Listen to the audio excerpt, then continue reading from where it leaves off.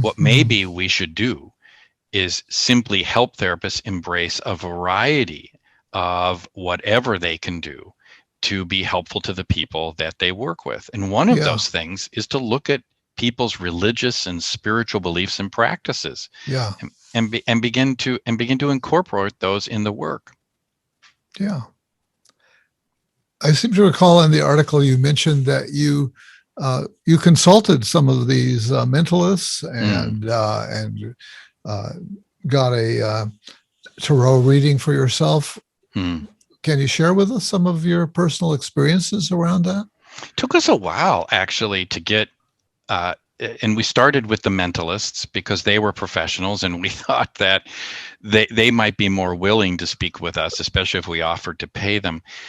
It took longer to gain access to psychics and mediums, and I think in large part because their interaction with people like me, which are hardcore science people, has not been very positive over the last 100 years, actually since Houdini. And believe me when I say there are charlatans out there. There are people who will exploit you, who have the designation of a psychic or a medium or a reader. But let's be careful about casting stones in glass houses. All you have to do is look at the number of people who are defrocked within our field every year for egregious behavior, including, and I think one of the largest frauds in the history of insurance fraud in the United States was committed by a mental health professional. So, bad behavior crosses boundaries everywhere. So it took us time to win the confidence that our team wasn't coming in to debunk people. I wasn't interested in that because I don't share this paradigm that there is the real thing and then there's the placebo thing, that this is all fake. I was interested in the outcome delivered to the clients. And I have to say that my experiences have been profound with some of these healers, and with others, not so impressive. That sounds like our field, doesn't it? Sometimes you meet a clinician and it's like, wow, moved, changed, etc. And then there are some not so great experiences. But knowledgeable people, and especially knowledgeable about how to connect with others. In fact, we did a little follow-up study that I reported again in a speech that I gave at the Evolution of Psychotherapy conference, this is the missing link presentation. And in there, we surveyed people who had seen psychics, mediums, and therapists. And it turns out people preferred the psychics.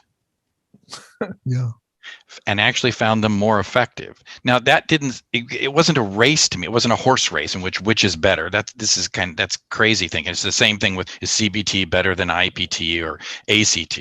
This is an uninteresting question to me, at least. My question was, well, how'd they do it?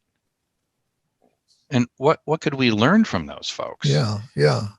And a couple of things stood out. They were masters at relationship, at accommodating their work to the preferences and identity of the person that they were working with. And another key element was they were much more likely to give direct counsel and advice. Something that we're taught to shy away from.